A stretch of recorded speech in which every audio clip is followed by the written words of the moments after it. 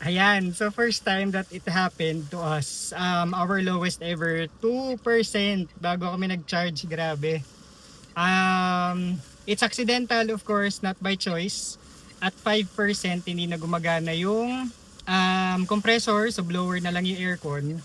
And then, buti umabot kami rito sa Unioil Taytay. So, we actually came from a relative here in Taytay. So, we were already in the area. Pero, hindi ko na-anticipate, biglang bumaba eh.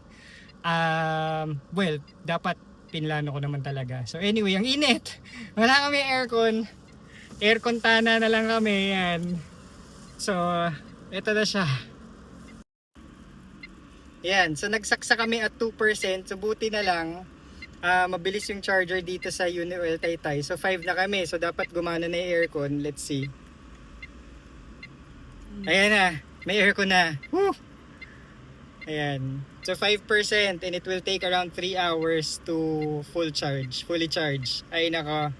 Hopefully hindi mangyari sa inyo.